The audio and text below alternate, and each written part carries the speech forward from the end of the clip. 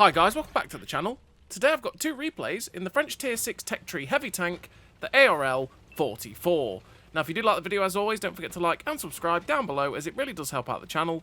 And yes, the ARL 44. This is one of my old school favourite heavy tanks to play at Tier 6. And that's because this 105mm gun that you get on the ARL 44 is really, really nice. Generally, I just like this. It's a very archaic gun, and I do like this gun. And I thought, you know what, I'll play the ARL 44, you know, with the new crew and equipment system changes. And what spurred me to play it was naturally the new French Super Heavy line that came out. And this is an alternative way to go up that branch. I thought, yeah, let's go play the ARL 44. I used to love this vehicle. I still do, really. It's got a soft spot in my heart for it. It's one that when I played it with the 90mm, I just felt underwhelmed. But when I put this 105mm gun on, oh yeah. Why is that? Well, you can see I'm firing full premium, and that is because it is archaic. It has 330 alpha on its premium rounds, whereas it's only got 300 pen. Oh, sorry, 300 damage. Imagine if it had 300 pen at Tier 6, my lord. No, 300 damage on its standard AP round. Bit like that. But yeah, so the premium round is just flat out better. You get better alpha damage, better penetration, the better velocity, which also, with the better damage, means you've got better DPM on your premium round than the AP round, which is an archaic version of the gun, because that's the way some of the old guns used to be, and it just never got changed on the ARL 44. It never got changed in the French line in general. It's actually on a lot of this French Super Heavies now as well with that same thing. You've got it on the ARL 44, you've got it on the MXM 445, which makes that tank really quite nice to play as well. It's completely different to using the 90mm in how the tank feels. And you've got this gun on the Bathtub and the ARL V39 as well, the 2Ds. So yeah, it's just one of those things that this gun is the one that I prefer massively, and that's why we fire full APCR, because there's no point firing the AP, it's just worse than the APCR, and the whole meme of this gun and the whole thing of this gun is how good the APCR is. So it's a sad time that it's like that, but hey-ho, we use it because that's the way it is. So with the ARL 44, it's a vehicle that I do like, and with it, we've got a 37km/h top speed, 10km/h reverse speed, 750 horsepower engine, which is 16.02 horsepower per ton ratio, which means generally, getting up to the top speed in this vehicle, depending on the terrain you're on, it can be a bit sluggish, because you've got 2.32 on soft, 1.37 on medium, and 1.32 on firm. Medium, soft, and firm resistances are terrible, which means that it just helps this tank to feel pretty sluggish, which can be a bit of a pain. But you've got a pretty good horsepower per ton ratio for a heavy tank, which means generally, if the ground resistances aren't doing you in, you will get to the top speed. Reverse speed is very slow, though. That 10km/h top reverse speed, sorry, is just poor. And it feels terrible on the ARL 44. It really, really does. 20% internal fire chances on the high end of fire chances, and it generally does like getting set on fire, so it's something that you could think about running fire safety training if it does annoy you. You could definitely do that. 21.73 degrees a second on the hull rotation speed is slow. It's very slow to turn left and right. Adds to the general lethargic feeling of this vehicle with the mobility. With the 26.11 degree a second turret rotation speed. So the tank does turn its turret fairly slowly as well, although it's a bit faster than the tracks, and that's quite nice for the ARL 44. You've got 438 meters of view range in this new day and age with the ARL 44, which means you've not quite reached the 445 meters of spotting cap, because naturally you can only spot things up to 445 meters, and every meter of view range over that devalues people's camo by an extra meter, which is the whole point of it. But we don't quite reach that 445, which means we are fairly blind, but that's why we've helped it out as much as possible with situational awareness, vents, and optics. We've got 1.82 accuracy during rotation with a 2.93 accuracy during movement, which is poor. And again, it means the aim circle does bloom out quite badly. And that's the thing with the 105mm gun, is that the gun handling is a lot worse than the 90mm, and it's something you've got to put up with. If you're not fully aimed, it does like a good miss, and it is a pretty derpy gun, but it's just very, very satisfying when those shells do hit. So as you do have a 2.87 second aim time, which means with how big the aim circle does bloom out, which is quite large, you do feel that aim time and just quite how poor it is. So yeah, the gun handling on this vehicle can be frustrating. That is one thing with the 105mm gun, but generally just that penetration at 223, the APCR velocity being decent enough, and the general DPM with the 330 Alpha is what this gun is all about. And if you want more consistency out of your gun, pick the 90mm, which has the better pen, generally accuracy and all that sort of stuff. But it actually has worse DPM than the 105, which is one of the key nice things for the vehicle. Because you do have 0.39 accuracy at 100 meters, which, again, is derpy. This gun is derpy. I'm never going to sugarcoat that. This gun likes a good miss if you do not make sure you are fully aimed. You've got a 9.3 second reload, which is 1935 DPM. Naturally, with the 330 Alpha, you actually have more than that because that's accounting just for the AP damage, not the damage of the APCR round. So you actually have more DPM than that, which is actually pretty good for a tier 6 heavy tank. 165 pen on the standard AP, which is so-so, but 223 pen on the premium APCR is good enough to pen most things you're going to face, with 54 penetration on the HE rounds, which have 360 Alpha. 300 Alpha on the standard AP, with 330 on the APCR, and that's why we fire full APCR, just because it's got the better velocity with 1,063 meters a second shell velocity, you've got the better penetration with 223, and the better Alpha with that 330, and it makes this tank feel nice and heavy tanky with the, with the punch that it gives when you do get penetrations on enemy vehicles. And that's what is nice about the 105, and like I said, that's why I like the vehicle. If I don't have the 105, to be honest, I'm not a big fan of it, because I don't like the 90mm that you do get, the DCA 45, is it? Something like that. Yeah, I'm just not a big fan of that 90mm gun, and this tank is all about this 105mm gun, realistically, as it is a fantastic gun in general in this game, just for that 330 Alpha. It's good when you get it on the ARL V39, it's good when you have it on the bathtub, it's good when you have it on this tank, and it makes, again, the MXM 445 a lot nicer to play as well, because you feel more heavy tanky with the Alpha than the more medium tank-esque gun of that 90mm.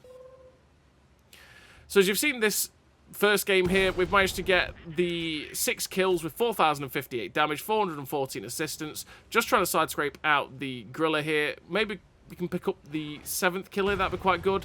We've got HE loaded, so all we have to do is splash him there, and we've got a TD up our bum. That's an awkward place for a tank destroyer to be. You don't want a tank destroyer up your bum, but there you go. We finished with the victory, 7 kills, 4,081 damage, 414 assistance damage, with the Ace Tanker, the Pascucci's Medal, the Devastator, the High Caliber, the Top Gun, with the 2.2k base XP. Really nice game there for the ARL 44 with that 105mm gun. Like I say, this is my preferred choice. This is where I actually feel like the tank is actually pretty decent. And the thing is with this gun is the fact that it's not just when you are top tier. When you're top tier in that tier 5-6 matchup, the gun feels great. Because, yeah, it's a bit derpy, it likes missing. But when you're hitting things quite hard for what a lot of the HP is, and that's great in that kind of matchup. And it makes you feel more powerful. When you use the medium tanky 240 Alpha gun, it's not quite as impactful. And naturally, when you're playing in this kind of matchup, which is a terrible matchup for the tank in tier 8, and it's very heavily tier 8, you still feel more impactful, because you can still pen things with the 223 quite easily. Only some of the super heavy vehicles that you do struggle a little bit with. But you have the 330 Alpha, and the 330 Alpha means that you're not just tickling people for 240, you're hitting for 330, and you're competing with the Alpha damage of a lot of the other vehicles you'll be facing, which is also nice for a tier 6 heavy tank. So what do I run in terms of a crew and equipment for the ARL 44 in the new day and age? Well, I run Born Leader, Situational Awareness, Track Mechanics, Snapshot, Run and Gun, Off-Road Driving, Armour Angling, Clutch Braking, Rapid Aim, same crew as the Super Heavies, and the Advanced Loader, Vents, Optics, and a GLD. GLD to get the aim time down as low as possible, because the aim time is pretty long on this vehicle, and you will feel how bad that is if you don't help it. Vents and Optics to get the best view range I can possibly get, as well as getting the best everything about the tank, like the accuracy, DPM, all that good stuff. Same as running the Advanced Loader. The Snapshot and Run and Gun to try and get the accuracy during movement and rotation down as low as possible. So again, the aim circle isn't blooming out horrifically. It's still pretty bad, but we're helping out as much as we can with those 2 perks. Rapid Aim and Clutch Braking, because we want to get the track traverse and the turret traverse better, as it is very slow on this vehicle, so naturally you want to help it out if you can. Off-road driving, because the ground resistances are terrible, we want to help that out. Armour Angling, because we are a heavy tank, and that means that if we're taking hits, we can reduce the amount of alpha coming into our tank. That's something that can be quite nice. And the other 3 perks, I'll generally take on quite a few heavy tanks, as we want Track Mechanic, as we do get a bit brawly. The Situational Awareness, again, to get the best view range we can, so we're not completely blind, and Born Leader to get the best out of everything on the tank. But yeah, there's obviously plenty of ways you can set up the vehicle. If you wanted to drop vents and run something like the turbocharger, you could definitely do that, and it would probably help a little bit with the mobility. As you get up to 38, nearly 39 kilometers an hour, you get an extra 8.8 on your horsepower per ton ratio, which would be nice. But I don't really feel the benefit too much for that for the ARL 44, but it's down to you really. Or you could run the advanced, not the advanced armor, the armor hardening, is what it's called now, with something like the armor angling to reduce the amount of damage coming to the tank by 10%. I mean, there's plenty of different ways to kit out the vehicle. It's really down to you and how you want to play it. As again, with the crew skills, you could end up saying, you know what, ground resistances are dreadful. I'm just going to live with that, drop the off-road driving, and then run something like expert gunner instead to be able to increase the amount of chance of doing module damage by 6%. It's really down to you and how you want to kit it out. There's no real right or wrong way. So, this second replay here on Kasserine, we are in a bit of an awkward situation. We've come down here to try and get up behind the heavy tank, and a medium tank in the Huntsman came out of nowhere in this ditch. Now, with the medium tank being at D4, I thought, wow, he'll have spotted anyone if there was someone covering the backside of this heavy tank. No, I would be wrong. I would be very wrong. And I'm sitting at the situation going, oh, this is awkward. Yeah, this is not a situation. Not quite sure what Mr. Huntsman is doing. He should have come after us here. He misses. And I think, yeah, I can't get a shot at that Huntsman in that situation he's in. I need to back up. The heavy tank has killed the dude that he was chasing on my right-hand side. So I'm fully expecting this heavy tank to come chasing after us. So I just need to back out of dodge. And this is where that 10km/h top reverse speed is so slow. The WZ-111 comes around the corner, instantly snaps the shot straight through. Well, he's naturally going to do that with his penetration, but the sad thing is he's really inaccurate, so he hit that anyway. But we managed to get the shot through his lower plate. AMX M446 comes around. I'm thinking, okay, I've just got to drive in front of the Huntsman, get underneath the gun line. But thankfully, there's a light tank that's come up behind Mr. Huntsman, and he's distracted the Huntsman. So we are very fortunate in the situation that the Huntsman is just a bit clueless. But we shot him, and he went, huh? I've been shot. He pens us. Armor angling. I'm going to put that down to armor angling saving the day there, by the way, because he should have killed us with his alpha there. But he low rolls and leaves us on 5 HP in a dream. And we'll take it. We're at 2.5k damage. The MX AC-46 was looking at something behind us. So we get the shot into the lower plate. The MX AC-46 finishing off that French Tier 7 tank destroyer. Up to 2 kills with the 2.7k damage. There's 4 tanks left on the enemy team. We know there's an IS on our right, but we also have a light tank with us in this T21. So we're just going to slowly creep up the hill, use the 10 degrees of gun depression this vehicle has, because it does have 10 degrees of gun depression, which is lovely. The IS is distracted by the T21. In fact, he looks at us, oh no! But he hits our upper plate at an extreme angle there, which means he ricochets. We put the shot through the front of his turret, because we can pen that with 223. Back off, so he can't quite get the gun down. He fires and kills the T21, and I thought, this is my chance. We go over, but the Jagdpanther 2 actually shuts down the IS, and there's still the 3 tanks. And in fact, the ARL 44 drives around. We aim up the shot. We hit him. Lag. That was a laggy moment. We actually saw the shot fly past us there. But then we bounced the shot from the ARL 44. Nice. That's the way it is sometimes, but anyway. There's a heavy tank and a medium tank left alive. And in fact, we see the MX-65T. We put the shot through the upper plate. Thankfully, he misses his shot on the move. He's driving up into a position where I might be able to get another shot. And if I can aim for this cupola, that will be great. He's got a worse reload than I do. I know that. So we go for that cupola shot. Oh, it just goes a little bit high and ricochets off the top of his turret.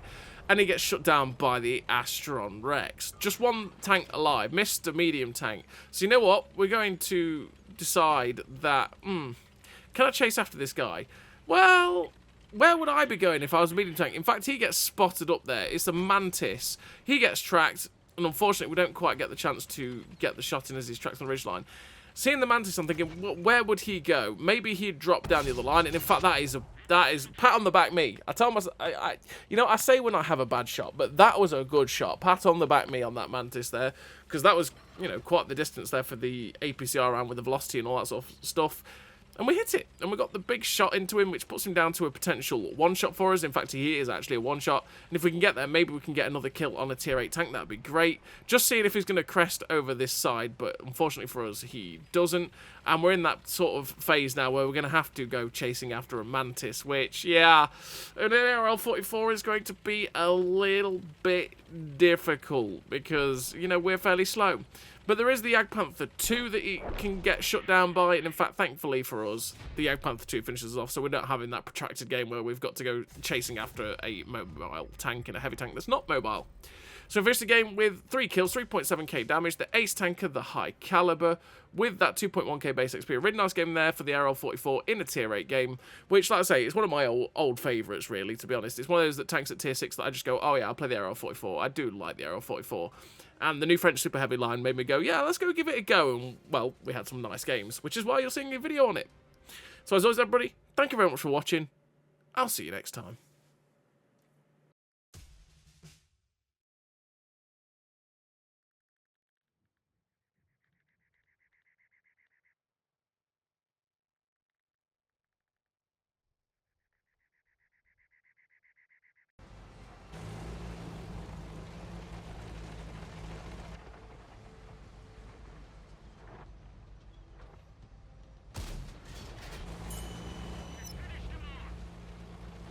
A great success!